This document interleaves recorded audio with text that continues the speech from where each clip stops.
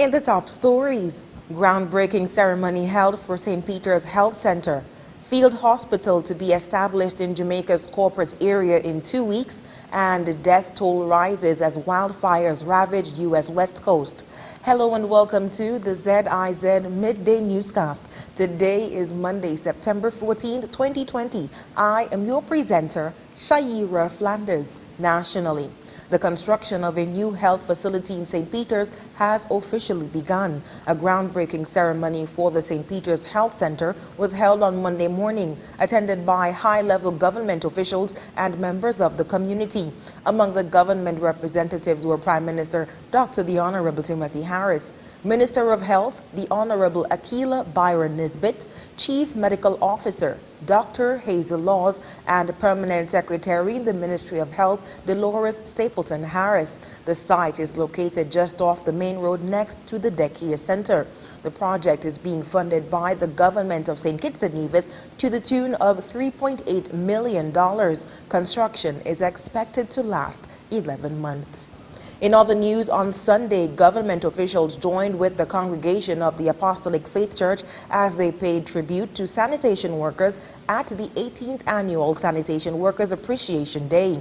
Due to COVID-19 restrictions, the event was held virtually and workers were asked not to attend but rather listen on radio or view online. Among those present was Minister of Health, the Honorable Akila Byron Nisbet, who made a short presentation to the congregation. The theme for this year's Appreciation Day was basic hygiene and good sanitation, the cure for the COVID-19 virus. And as we wrap up local news, another edition of Leadership Matters, the government's virtual forum series, will air tomorrow, Tuesday, September 15th, 2020, with Prime Minister Dr. the Honorable Timothy Harris headlining its 20th installment on ZIZ TV Channel 5, Radio 96.1 FM, and online at www.zizonline.com from 8 to 10 p.m. Joining Prime Minister Harris on the panel to answer questions and listen to the concerns of the public are Director of Marine Affairs Mark Williams and Minister of Agriculture, Fisheries and Marine Resources Honorable Alexis Jeffers. The call-in numbers for Leadership Matters are 1-869-466-2666, 662-8674, 767-4765, and 1-239-645-4500. Questions can also be sent via WhatsApp to 869-661-5683.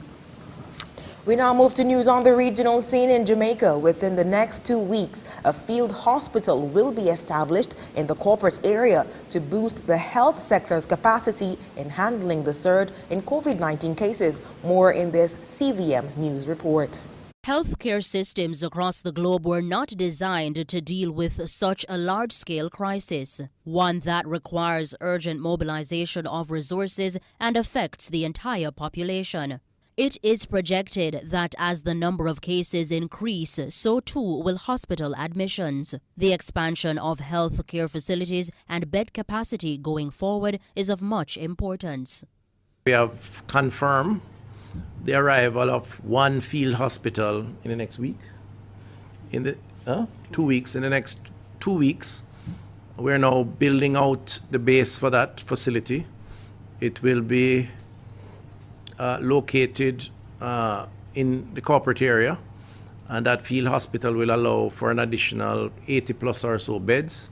In addition, there's another that is being pursued, which will be a similar field hospital that would be placed in the center of the island, on the south coast, actually.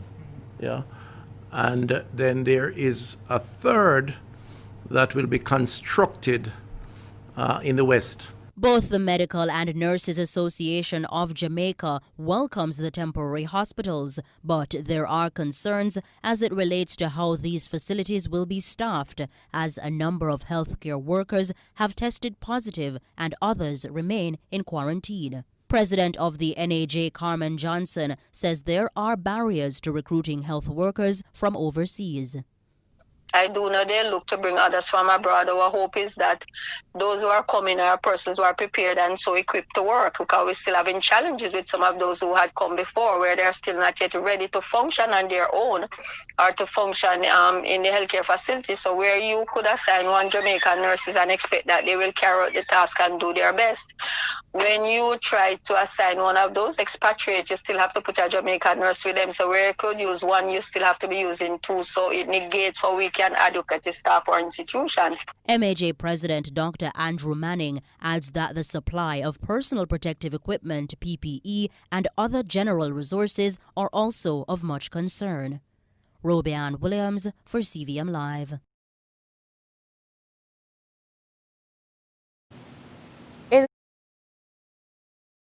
Services recently announced that non-essential visits to all fire stations have been suspended in efforts to curb the spread of COVID-19. More in this HTS News report. On Wednesday, September 9th, 2020, St. Lucia recorded its 27th case of the novel coronavirus, COVID-19.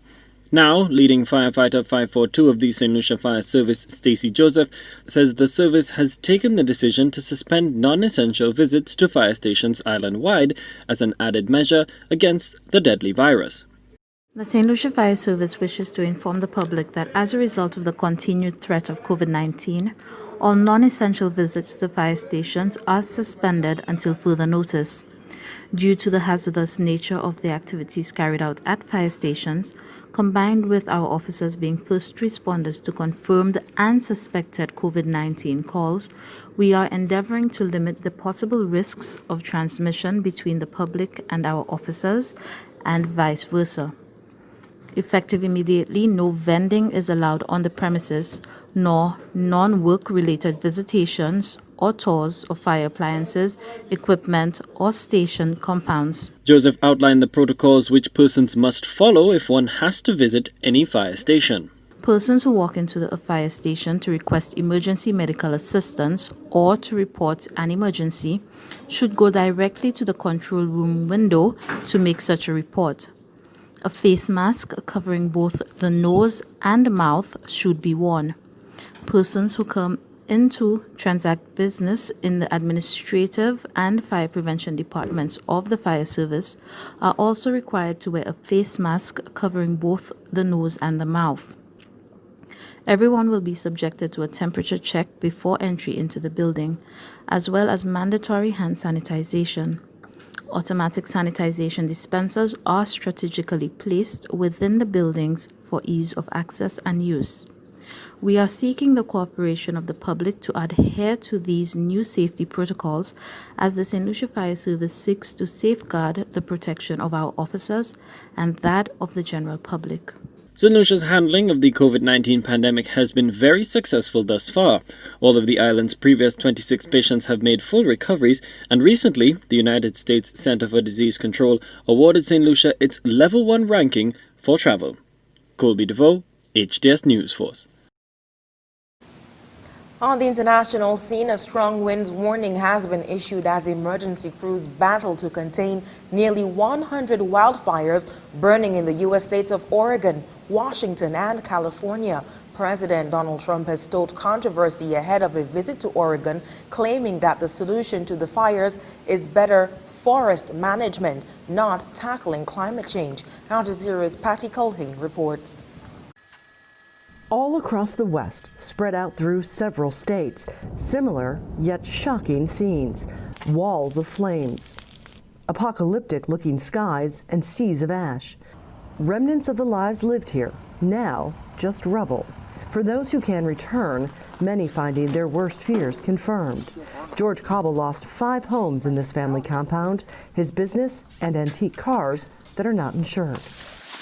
We already had our stock trailer and our travel trailer hooked up to the pickup, but we really didn't think it was going to come here, so we just kind of like, so we didn't think to grab a lot of stuff that we should have grabbed. We just, when we seen the fire that close, we just grabbed the animals. More than 500,000 people in the state of Oregon have evacuated or been told to be ready to leave. Many still refuse. Some got lucky. Water still works. We came here on Wednesday night, like I said. The water was working. There was no power, though, so since the water was working, we were able to put out more hot spots. There was a fire all around us, so put that out. It's not as bad as it used to be. With dozens missing, searchers have begun sifting through the debris, looking and finding more bodies. This is the desperate situation as the U.S. president arrives on Monday, but he's already framing how he sees these historically bad wildfires. Spoke to the folks in Oregon, Washington. They never had anything like this. But you know, it is about forest management. Please remember the words, very simple. Forest management, please remember that. But the Democratic governors here strongly disagree. And we know that climate change is making fires start easier, spread faster, and intensify. And it is maddening right now that when we have this cosmic challenge to our communities with the entire west coast of the United States on fire, to have a president to deny that these are not just wildfires, these are climate fires. The weather did give firefighters a break over the weekend with calmer winds and cooler temperatures, but that will be short-lived as Monday is expected to bring wind gusts of more than 60 kilometers an hour, a worst-case scenario for a scene that already seems to be just that. Patty Culhane, Al Jazeera. Russians are voting in regional elections overshadowed by the poisoning of main opposition figure Alexei Navalny, an economic crisis exacerbated by the coronavirus pandemic and mass protests in some parts of the country. Al Jazeera's Nadim Baba has more. If these elections are being watched more closely than ever, it's because of a rising sense of discontent among parts of the public. Tens of millions of Russians have been voting for local parliaments and regional governors, weeks after the German government said opposition leader Alexei Navalny had been poisoned. Navalny's still in hospital in Berlin. He fell seriously ill last month as he left Siberia, where he'd been campaigning. Germany says it was an attempted murder, and his supporters claim it was ordered by President Vladimir Putin.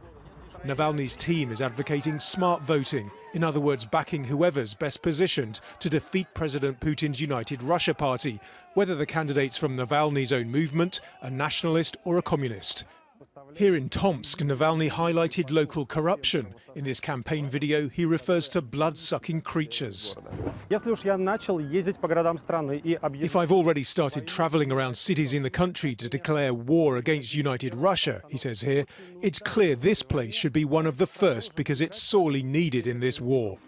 And it's a message that's making inroads among some voters. It's kind of a given that everybody steals, but it's one thing when someone abstract is stealing, and another when it's someone specific right here among us and someone you could put pressure on through voting.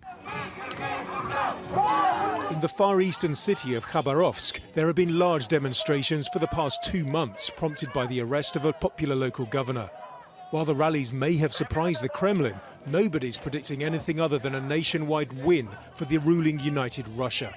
But this election does present a new approach from Vladimir Putin's opponents. What they're trying to do is to chip away at the Kremlin's image of invincibility, that the Kremlin completely controls elections. If through smart voting, Navalny and his team can demonstrate that there is scope for competition, that there is scope for opposition success, then that might lead to a snowball effect. And that's something that the Kremlin is incredibly worried about. As in the past, there have been complaints about irregularities. This social media video appears to show officials stuffing ballot boxes in the Rostov-on-Don region. Al Jazeera cannot independently verify this footage. But once all the results are in, they should provide an idea of the main battlegrounds for next year's parliamentary elections.